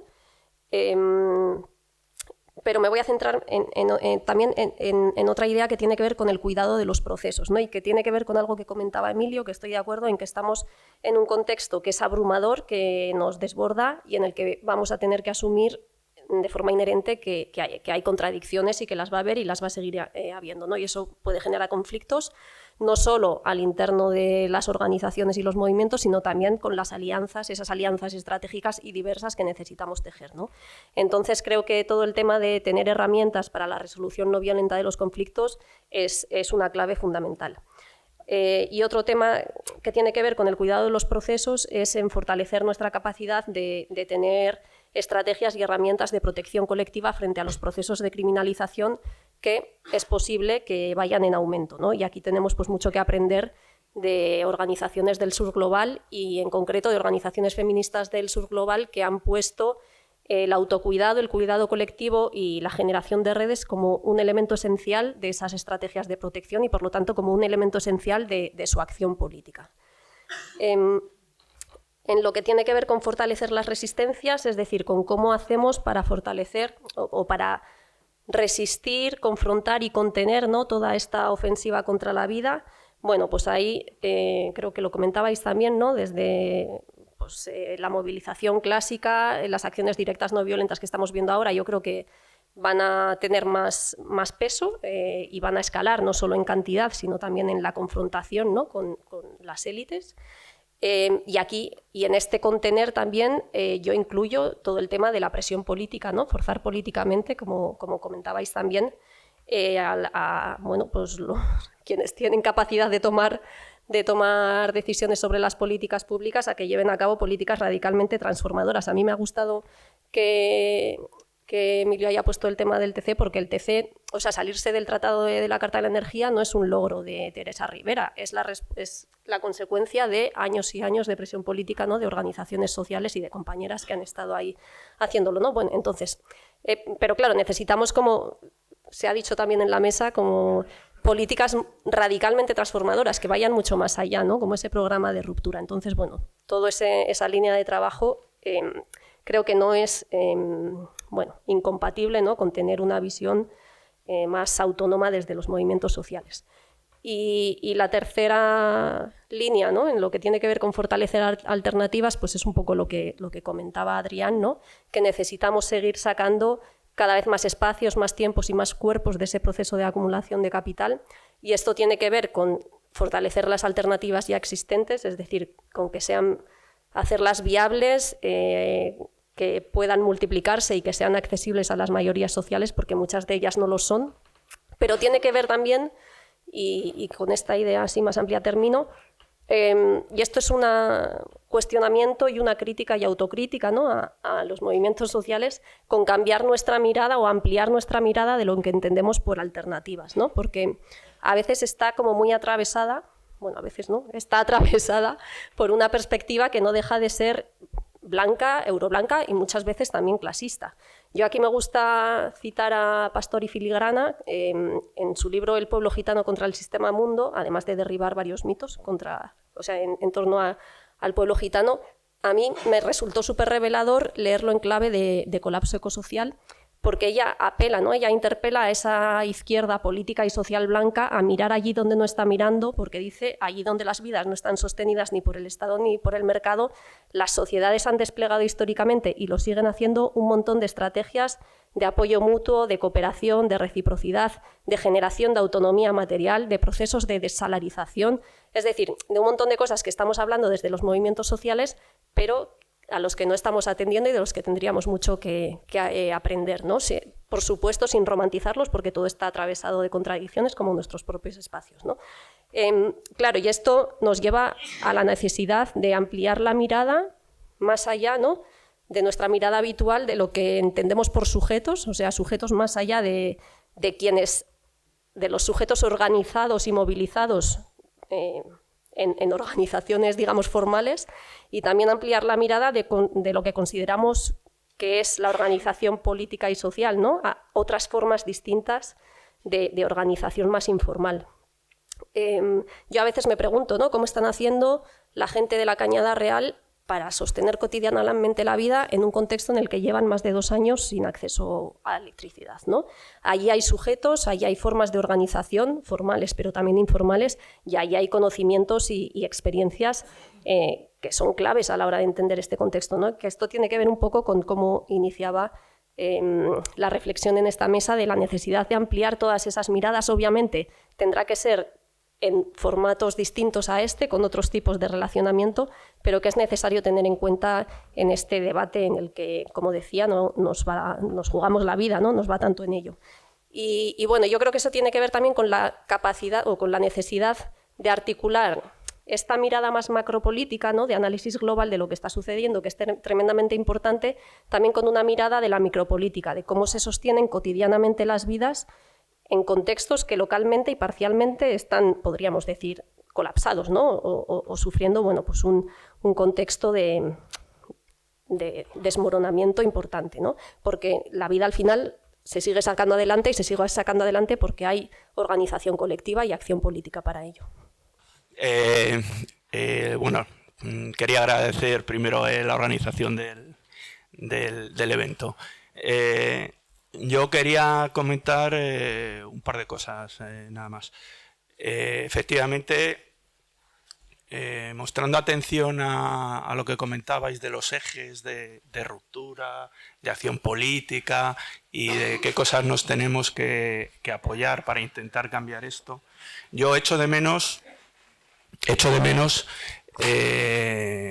que no, en estos ámbitos del ecosocialismo, no se llame la atención sobre una cosa que a mí me parece fundamental.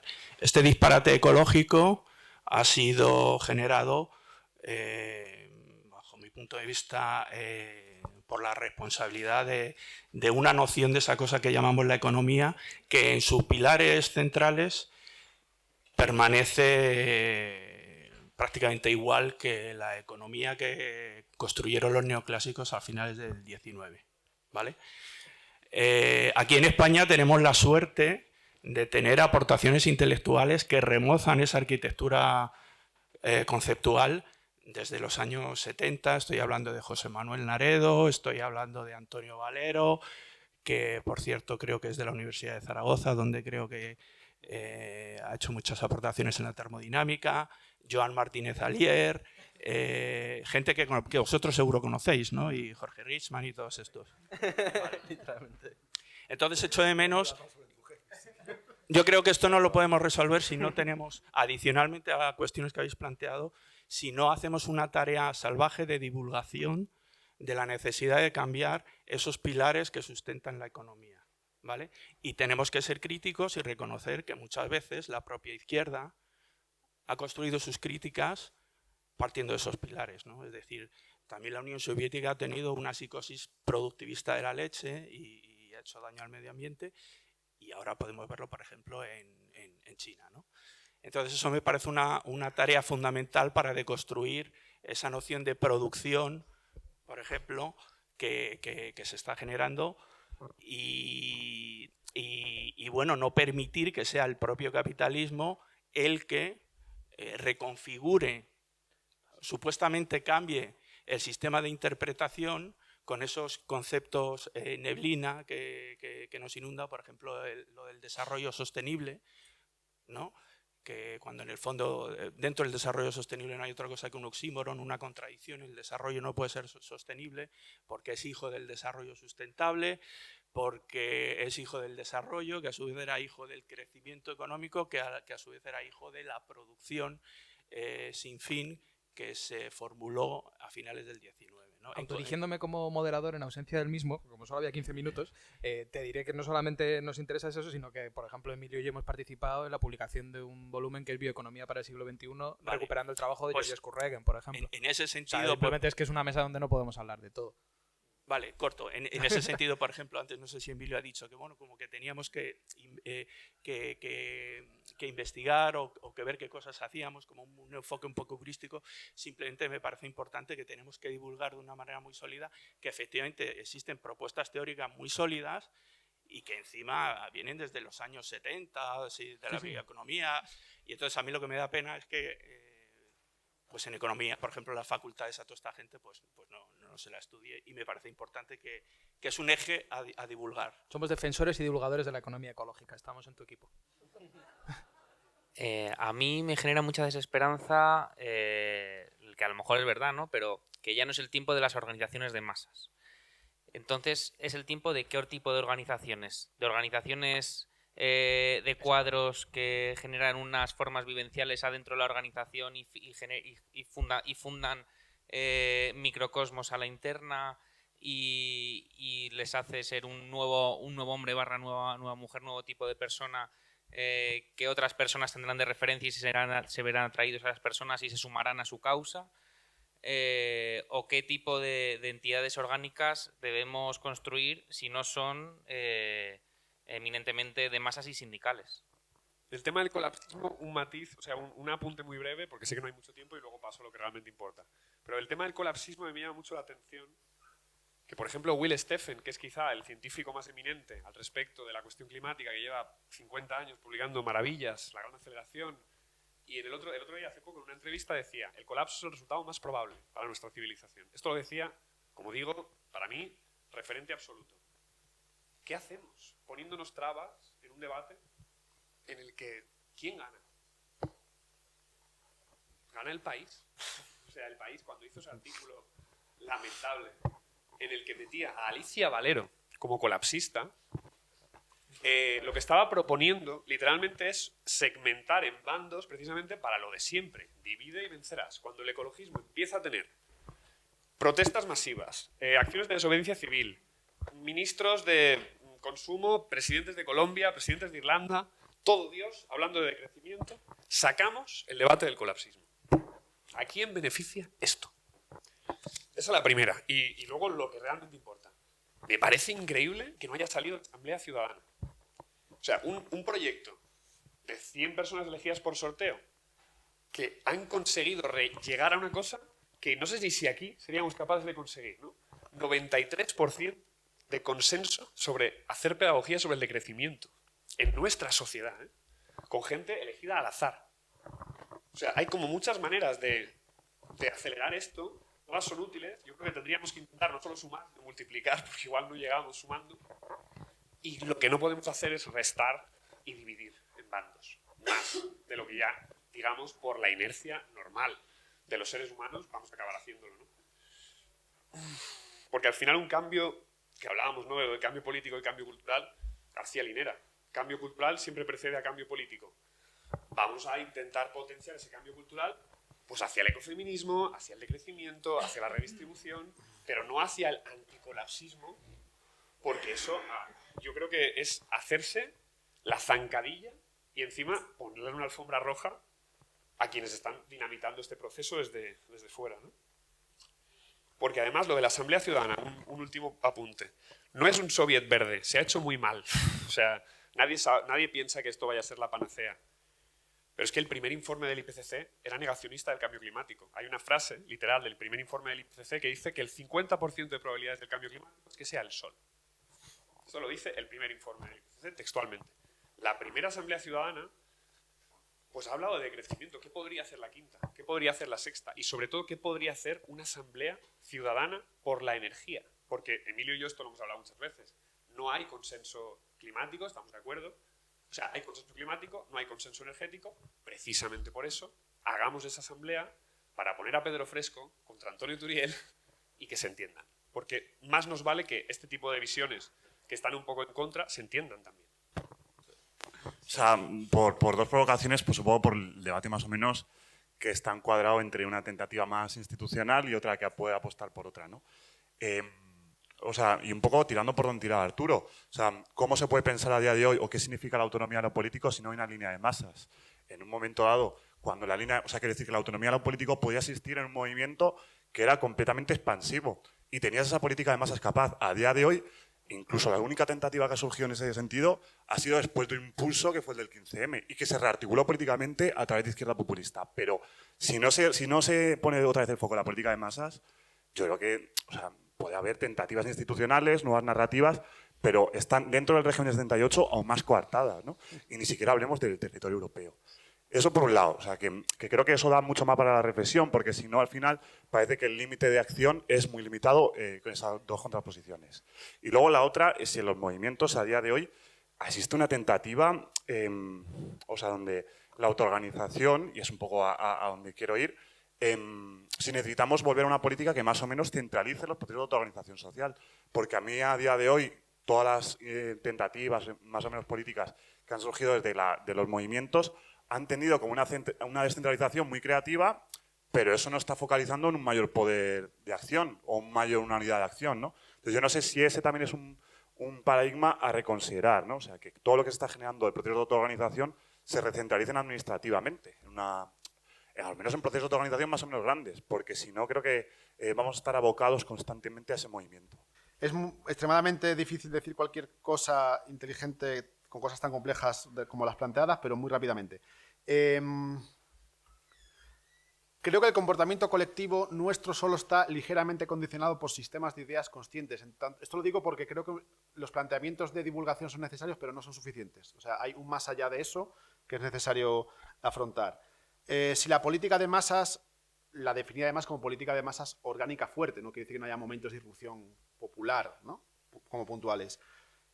¿No es posible que es posible? No lo sé. Estamos balbuceando históricamente otra cosa y estamos tanteando, pero sinceramente no tengo una respuesta. Sí que diría que creo que tu lectura histórica del 15M me parece que es un poco romántica, en el sentido de no sé si el 15M fue un movimiento de masas capaz de articular una organización fuerte, fue otra cosa, ¿no?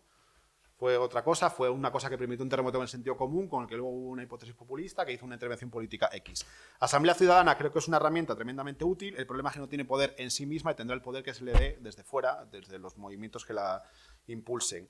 Y luego, pues ya por último, la cuestión como del colapsismo, creo, Juan, que le has dado un tono un poco conspirativo, es decir, no sé hasta qué punto hay alguien pensando en que tenga que dividir cosas.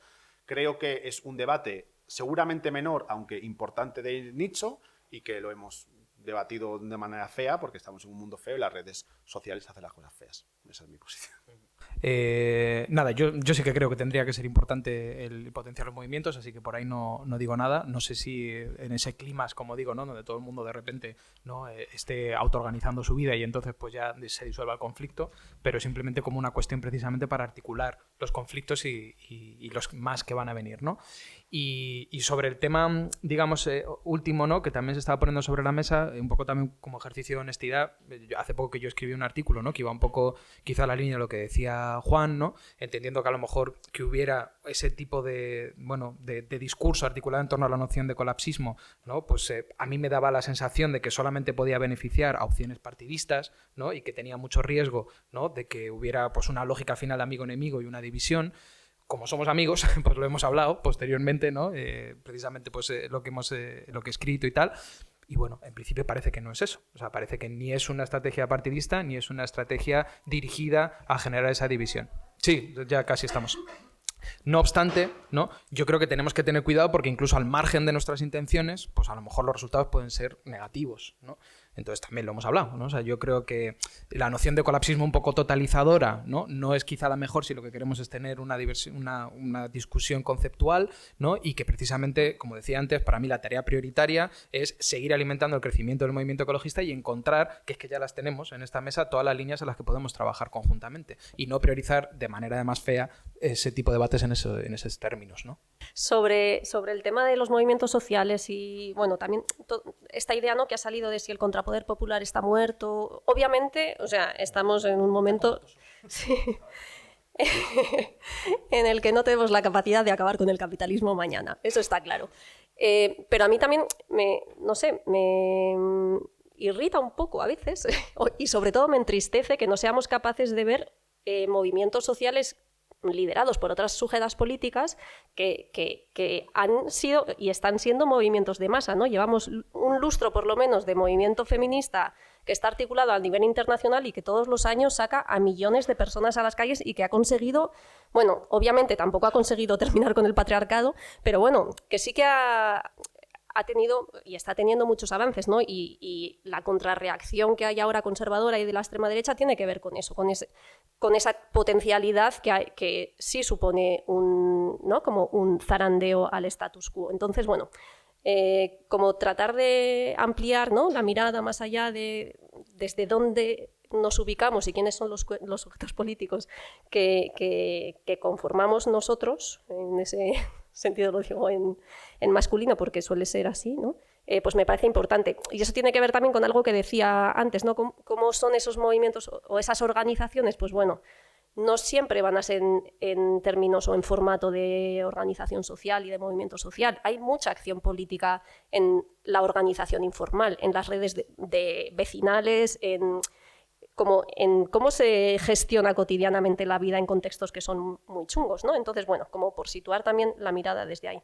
Y en torno al debate del colapsismo, estoy muy de acuerdo, de hecho, con lo que has dicho, no tanto un poco lo que decía Adrián, no tanto porque piense que tiene una intencionalidad dirigida, pero sí creo que los efectos son, poco buenos para el debate. En economía ecológica, creo que lo que necesitamos son los Lenin y la Rosa Luxemburgo que haga posible la economía ecológica, que plantee la cuestión del poder político y, por lo tanto, la cuestión de divulgación no basta. Organizaciones de masas, en ningún caso podemos afirmar que somos organizaciones de masas, obviamente, sino que hay una aspiración a que tome una dinámica de masas la cuestión de la crisis ecológica y el ecosocialismo, y creo que sí hay algunos elementos que nos pueden hacer pensar que hay esa posibilidad de política de masas que se va a expresar de una forma obviamente diferente al siglo XX y mucho más en forma de las revueltas que hemos visto durante el ciclo 2011, 2012, 2018, 2019 a nivel global. Y Asamblea Ciudadana creo que no sitúa la cuestión de poder político. Ahí en una entrevista que le hicimos a Andreas Malm este verano, con la cuestión de doble poder y tal, él hablaba de la posibilidad de el equivalente a los soviets como unas campamentos climáticos permanentes que cuestionen el poder del Estado, alguna cosa así. Como el momento en el que, en este momento, la movilización que ha habido en la mina de Alemania, si eso se mantiene en el tiempo durante 4 meses en un enfrentamiento sólido, quizás esas experiencias pueden parecerse a lo que necesitamos.